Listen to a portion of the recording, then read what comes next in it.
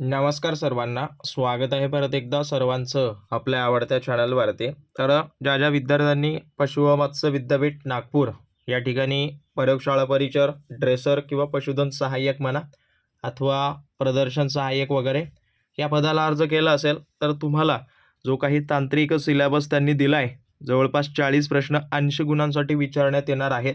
जवळपास त्यांनी टेक्निकलचे 31 का 32 टॉपिक तुम्हाला दिलेले आहेत. ओके. सो त्या टॉपिकमधले जे काही महत्त्वाचे प्रश्न आपण या ठिकाणी डिस्कस करत आहोत आणि त्याच डिस्कशन सिरीजचा आज आपला 9वा भाग आपण या ठिकाणी पाहणार आहोत. आता बघा, हे 30चे 31 भाग आहेत टेक्निकलचे टॉपिक वाईज. त्याच्यामुळे इथं सर्व भाग कव्हर जर करत बसलात तर 1 वर्षसुद्धा कमी पडेल. त्यामुळं आपण जे आहे ते प्रत्येक टॉपिकनुसार ऑलरेडी MCQ काढलेले आहेत. शपथ नावाची बॅच बनवलेली आहे आणि त्याची जी काही डेमो म्हणा किंवा ओरिजिनल PDF साठी एक शॉर्ट व्हिडिओ तुम्हाला मी व्हिडिओच्या खाली दिलेला आहे, पाहून घ्या. ओके. याच्यामध्ये ॲड केला असता पण फार मोठा होईल, त्याच्यामुळं पाहून घ्या आणि लवकरात लवकर जॉईन करा. आता बघायला गेलं तर पहिला प्रश्न काय म्हणतो की डाउनर काऊ सिंड्रोममध्ये खालीलपैकी कोणत्या एन्झाईमची पातळी वगैरे वाढते. ओके. तर लक्षात ठेवा, डाउनर काऊ सिंड्रोम म्हणजेच काय, तर जी काही गाय आहे तर गाय एकाच ठिकाणी बऱ्याच काळासाठी काय करते, बसून राहते. ओके.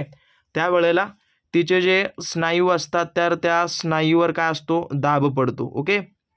आणि दाब पडतो अथवा दाब येतो आणि या दाबामुळं ओके, हा दाब पडल्यामुळं जे काही असतात हे स्नायू काय करतात, फुटतात. ओके. आणि फुटल्यामुळं जे एन्झाईम वगैरे आहे ते एक पद्धतीनं रक्तात मिसळतं. ओके. हां, तर कुठलं एन्झाईम रक्तात मिसळतं, तर हेच क्रिएटिन फॉस्फोकायनेज नावाचं जे एन्झाईम आहे ते काय करतं, रक्तात मिसळतं. कारण काय, हे स्नायू त्या ठिकाणी फुटतात. ओके. स्नायूंच्या पेशीमध्ये हे असतं असंही म्हणू शकता, किंवा याला जे आहे ते एक पद्धतीनं या नावानं सुद्धा ओळखलं जातं, CPK. ओके. तर हे थोडंसं लक्ष ठेवा आणि नॉर्मल प्रश्न असतात, त्यामुळे जेवढं होईल तेवढं नोट डाऊन वगैरे करून घ्या. परत बघायला गेलं तर हा जो काही डाउनर काऊ सिंड्रोम आहे ते स्पेशली करून गायीमध्ये कॅल्शियम जर कमी असेल, ओके, कॅल्शियम जर कमी असेल त्याच्यासोबत फॉस्फोरस जर कमी असेल तर या दोघांच्या कमतरतेमुळं हा त्या ठिकाणी होतो असंही तुम्ही म्हणू शकता. ओके. फॉस्फोरस वगैरे. बाकी हे क्रिएटिन वगैरे बाहेर काढण्याचं काम वगैरे किडनी करतं. जसं मानवाचं असतं ॲज इट इज त्याच पद्धतीनं हे सर्व प्राण्यांचं वगैरे असतं. थोडंफार त्याच्यामध्ये काही बदल असतात. तर लक्षात ठेवा. आणि परत सांगतोय, जी काही बॅच आहे त्या बॅचमध्ये तुमचे टेक्निकलचे जवळपास आत्तापर्यंत 27 टॉपिकचे MCQ उपलब्ध करून दिलेत. त्यानंतर नॉन टेक्निकलचे सुद्धा काही MCQ वगैरे आहेत, त्यामुळे लवकरात लवकर जॉईन करा. जर काही इन्क्वायरी करायची असेल तर हा नंबर आहे, कॉन्टॅक्ट करा. कॉन्टॅक्ट लागत नसेल तर व्हॉट्सअप करा, त्या ठिकाणी तुम्हाला सगळी माहिती दिली जाईल. ओके. परत वासरांना ब्रुसेलोसिस नावाविरुद्ध लस देण्याचं योग्य वय वगैरे कुठलं आहे. ओके. ब्रुसेलोसिसची लस ज्याला आपण S19 स्ट्रेन वगैरे म्हणतो. ओके. हे बघा, ही जी आहे ते ब्रुसेलोसिस नावाचा एक रोग आहे, त्याच्या विरुद्ध जी लस जी आहे ती स्पेशली करून 4 ते 8 महिने, आता इथं 4 ते 6 आहे हेही म्हणू शकता, अथवा जर 8 महिने इथपर्यंत आला ऑप्शन तर हेही तुम्ही ॲड करू शकता. म्हणजेच ज्या वेळेला वासरं जे असतात ते जवळपास 4 ते 8 महिन्यात जेव्हा असतात हे याला लस वगैरे दिली जाते. ओके. तर थोडंसं लक्षात ठेवा. आणि जर समजा ही जर याच्यानंतर जर दिली तर हे ब्रुसेलिस वगैरे ते पॉझिटिव्ह वगैरे दिसून येतं, त्याच्यामुळं हे या कालावधीमध्ये वगैरे दिलं जातं. ओके. आणि याच लसीला जवळपास हेही लक्षात ठेवा, S19 स्ट्रेन या नावानं ओळखलं जातं. ओके. हेही त्याच्यामध्ये ॲड करून घ्या. आणि परत बघायला गेलं तर हे बघा, आता ही एकदाच दिली जाते आणि ही स्पेशली करून मादी जे वासरं असतात ना त्यांना या ठिकाणी जास्त प्रमाणात हे सर्व त्यांना फक्त मादी वासरांना दिली जाते असंही तुम्ही म्हणू शकता. ओके. जर कुठला डाऊट असेल प्रश्नासंदर्भात, कुठं वेगळं वाचलं असेल, लगेच कमेंट करून द्या. ओके. हां, सहसा तरी सगळे प्रश्न तुम्हाला महत्त्वाचे आणि अचूक देण्यावर आमची टीम भर देईल. पण समजा काही ठिकाणी जर चुकी वगैरे झाली तर अवश्य आम्हाला कळून द्या. ओके. हां, परत बघा इथं काय म्हटलं, आता हाच ब्रुसेलोसिस नावाचा जे रोग आहे याच्या निदानासाठी कुठली चाचणी वगैरे करतात, तर जी आहे ती जवळपास मिल्क रिंग टेस्ट, कुम्स टेस्ट, त्यानंतर रोज बंगाल प्लेटलेट टेस्ट वगैरे. तर ही जी आहे ती स्पेशली करून वरीलपैकी या सर्व चाचण्या याच्या निदानासाठी वगैरे केली जाते. ओके. आता बाकी मिल्क रिंग टेस्ट म्हटलं तर काय, याच्यामध्ये मिल्क वगैरे तपासलं जातं. ओके. त्यासोबत परत बघायला गेलं तर जे आहे ते याच्यामध्ये अजून एक ॲड करा, इलिसा नावाची एक टेस्ट असते, ती सुद्धा याच्यामध्ये ॲड करतात. ओके. इलिसा नावाची, तर तेही त्याच्यामध्ये ॲड करून घ्या. त्यासोबत प्लेट टेस्ट वगैरे जे दिसत आहे, रोज बंगाल प्लेट टेस्ट, ही स्पेशली करून जे रक्ताचा नमुना असतं. ओके. हां, एक स्क्रीनिंग टेस्ट आहे. हे याच्यामध्ये काय करतात, रक्त तपासलं जातं. तर हेही त्याच्यामध्ये तुम्ही ॲड करा. ओके.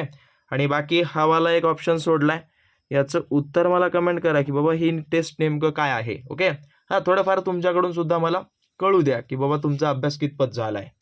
परत म्हशीमधील माझा कालावधी वगैरे किती असतो, तर माझ्यावर जी आहे ती म्हैस 12 ते 18 तास त्या ठिकाणी असते. ओके.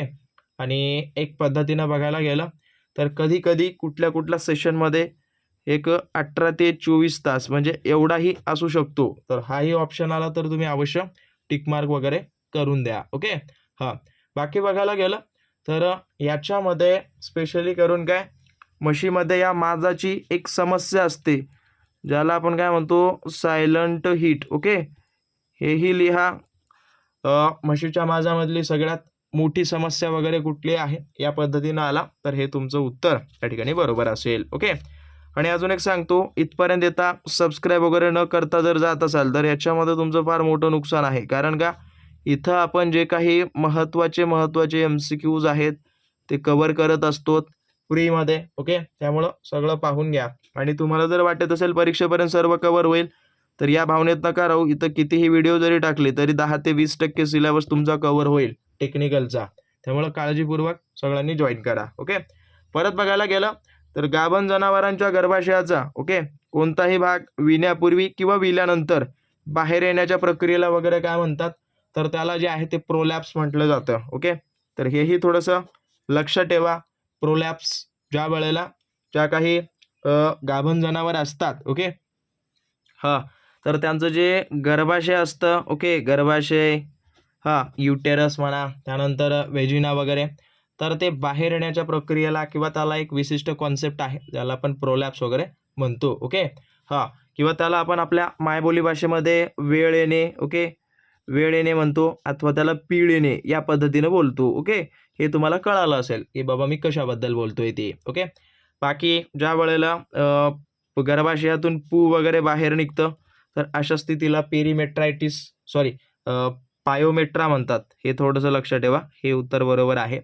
आणि बाकी इन्व्होल्यूशन वगैरे म्हणजेच काय, तर जे काही गर्भाशय प्रसरण पावलं, मोठं झालं, त्याची जाडी वगैरे वाढली असेल, तर गर्भाशय नैसर्गिक ज्याची स्थिती जेवढी आहे त्या स्थितीमध्ये येण्याच्या याला प्रक्रियेला इन्व्होल्यूशन वगैरे म्हणतात. ओके. मूळ आकारात वगैरे येतं. तर हेही त्याच्यामध्ये ॲड करून घ्या. हे सगळं तुम्हाला एवढं इन डिटेलमध्ये का सांगतो, कारण का परीक्षेमध्ये जरी याच्याशी रिलेटेड प्रश्न आला तर तुमचा चुकू नये आणि सगळा अभ्यास तुमचा या कमी व्हिडिओमध्ये जास्त प्रमाणात कव्हर व्हावं. तर याच्यासाठी हे सांगत असतो. आणि परत सांगतोय, बॅच जी आहे ती जॉईन करून घ्या लवकरात लवकर. त्याची फी अजून इन्क्रीज जर झाली तर तुम्हाला अवघड होईल. ओके. हां, परत बघा याच्यामध्ये. आणि बॅच कुठून जॉईन वगैरे करायची, तर बॅच जॉईन करण्यासाठी ॲप डाउनलोड करा. ॲपची लिंक खाली दिलेली आहे. ओके. स्टडी विथ गुरु म्हणून. परत पशुमधील मस्टायटिस म्हणजे स्तनदाह निदानासाठी कुठली चाचणी करतात, तर कॅलिफोर्निया मेस्टायटिस टेस्ट. ओके.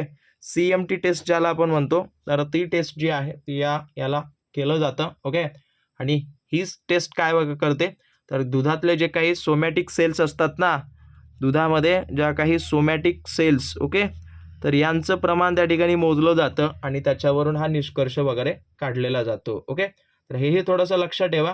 बाकी रोथराज टेस्ट जी आहे ती एक पद्धतीनं रोथराज टेस्ट कुठं आहे 3, ही स्पेशली करून काय करते की त्याच लघवीमधले, ओके, लघवीतील as it is ketone bodies जे असतात ना, कीटोन बॉडीज हे तपासण्यासाठी ही टेस्ट वगैरे केली जाते.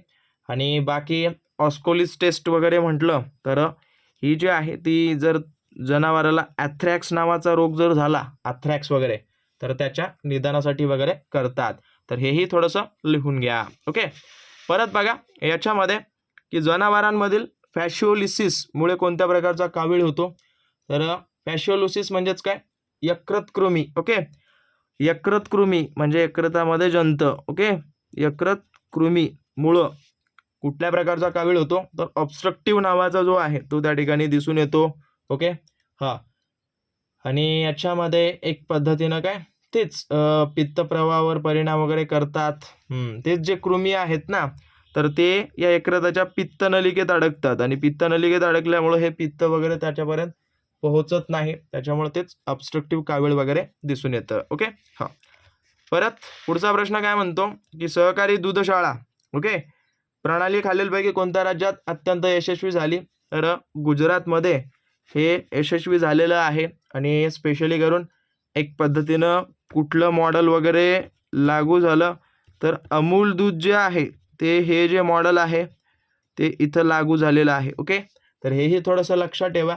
बाकी बघायला गेलं तर अजून एक आहे ज्यांचं नाव वर्गीस कुरियन. ओके. वर्गीस कुरियन, हां, यांचंही नाव लक्षात ठेवा, खूप महत्त्वाचे आहेत. हे धवल क्रांतीचे जनक आहेत. ओके.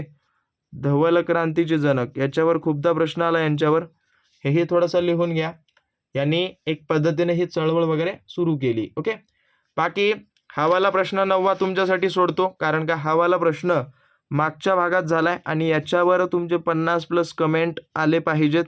जसे 50+ कमेंट येतील सर्वांना उत्तरं जे आहे ते तुम्हाला म्हणजे पुढचा भाग लगेच तुम्हाला मिळून जाईल. ओके. परत केंद्रीय मेंढी आणि लोकर संशोधन संस्था कुठं आहे, तर हे अविकानगरला आहे. ओके. अविकानगरला. आणि हे कुठं आहे असं जर प्रश्न आला तर हे आहे राजस्थानमध्ये. ओके. आणि याची स्थापना वगैरे 1962 मध्ये झाली. तर हेही थोडंसं लिहून घ्या. बाकी करनाल इथं काय आहे, त्याला आपण म्हणू शकता की राष्ट्रीय दूध संशोधन संस्था या ठिकाणी आहे. आणि परत केंद्रीय म्हैस संशोधन संस्था जर विचारलं, ओके, केंद्रीय म्हैस संशोधन संस्था, तर हे या ठिकाणी आहे. सो आशा करतो व्यवस्थित सगळं काही समजलं असेल. जर कुठला डाऊट, जर कुठला प्रश्न चुकीचा वाटत असेल नक्की निदर्शनास आणून द्या. आणि हा व्हिडिओ जेवढं होईल तेवढं त्या तयारी करणाऱ्या विद्यार्थ्यांपर्यंत अवश्य पोहोचून द्या, जेणेकरून त्यांचे जे काही टेक्निकल क्वेश्चन्स आहेत ते यातून काही ना काही कव्हर होतील. ओके. सो भेटेन तुम्हाला पुढच्या भागामध्ये. पाहत राहा आपलं आवडतं यूट्यूब चॅनल. धन्यवाद.